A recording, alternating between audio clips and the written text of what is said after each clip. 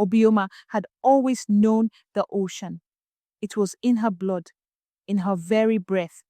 She had grown up watching her father, a strong and determined fisherman, cast his net every morning before the sun kissed the sky. His hands were rough from years of pulling in the heavy catch, his skin darkened by the endless days spent under the sun. He loved the sea, spoke to it like an old friend, and often told Obioma that the ocean had its own voice, one that only those who truly listened could hear. She had watched him sail out to sea countless times, his small wooden boat disappearing over the horizon. But 3 weeks ago, he had not come back. That morning had been like any other. He had ruffled her hair, chuckled at her sleepy face, and promised to bring her something special from the sea. She had smiled and waved as he set off, never knowing that it would be the last time she would see him. When the village elders declared that the ocean had claimed him, that he had been lost to the deep, Obioma refused to accept it. She spent hours at the shore, staring out at the waves, whispering his name, waiting for something, anything, to bring him back.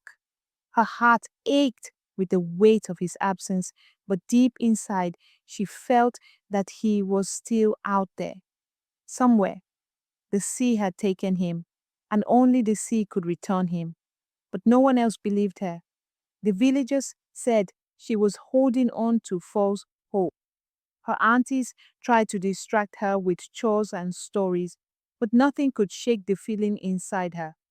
Then, one night, she heard it, a melody, soft and sorrowful, drifting over the waves. It was unlike anything she had ever heard before. It wasn't the wind. It wasn't the rustling of the palm trees. It was something else, something calling to her. She stepped closer to the water, her bare feet sinking into the cool, wet sand. The song wrapped around her, pulling at her heart, making her pulse race. It was beautiful, yet heavy with sadness, as if the ocean itself was mourning. Her fingers clenched, her breath unsteady. She should have turned back, but she didn't. She took a step forward, and the waves reached for her, swirling around her ankles. Another step, and the song grew louder, clearer. Then, without warning, the ground beneath her gave way, and she was swallowed by the sea. She did not drown. She floated in a vast, endless blue, weightless and unafraid. Schools of glowing fish darted past, their bodies illuminating the darkness like tiny stars. Strange creatures lurked in the shadows, their eyes watching her with quiet curiosity. And ahead, bathed in an otherworldly light, was a city unlike anything she had ever seen.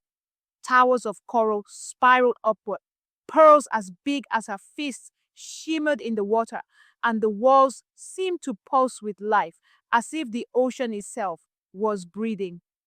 Then, a voice, "You have come." Obioma turned sharply. Before her stood a woman unlike any she had ever seen. Her hair flowed like liquid silver, her skin pale as moonlight, and her eyes held the depths of the sea itself. Her presence was powerful, yet she did not feel threatening. It was as if she had been waiting for Obioma to arrive. "Who are you?" Obioma asked, her voice barely more than a whisper. "I am the keeper of this realm," the woman said, "and you have been summoned." "Summoned?" Obioma's chest tightened. "By who?" The woman's lips curled into a knowing smile. "Your father waits for you." Obioma's heart nearly stopped. Her father. He was here? But before she could demand to see him, the woman's expression grew serious. "To reach him," she said, "you must first prove yourself." A test, of course. Nothing in this place was given freely. Everything came with a price in the ocean's kingdom. Obioma braced herself as the woman lifted her hands. The water trembled, and suddenly the kingdom around her twisted and reshaped. The glowing fish disappeared, replaced by shadows that slithered through the depths.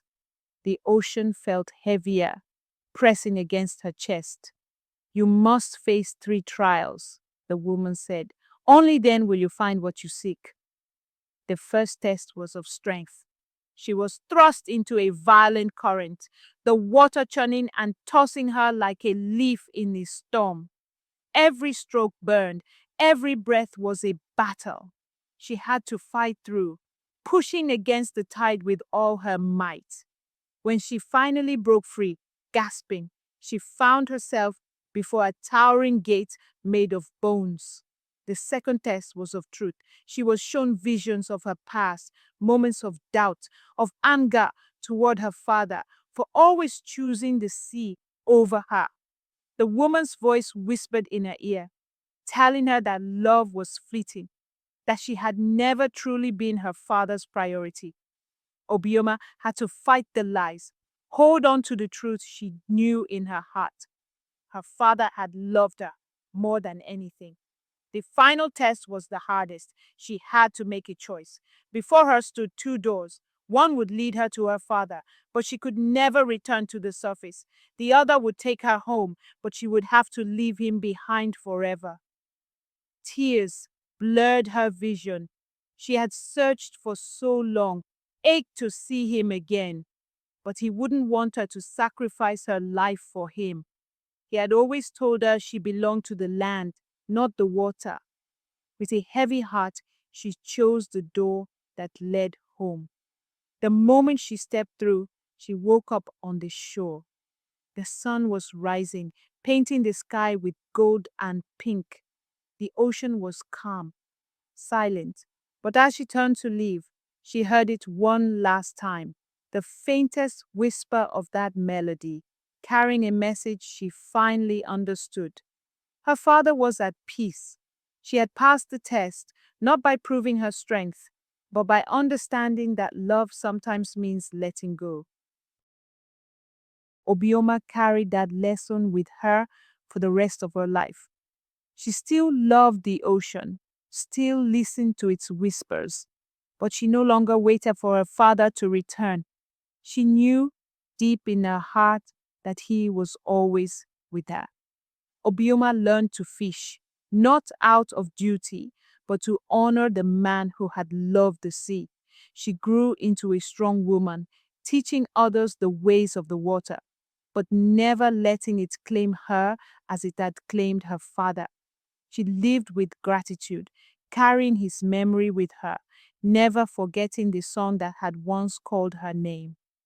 If you have ever had to let go of something you loved, know that you are not alone. Subscribe for more stories that remind us that even in loss, there is wisdom, and in love, there is always a way forward. And remember, not every call should be answered, but some songs stay with us forever.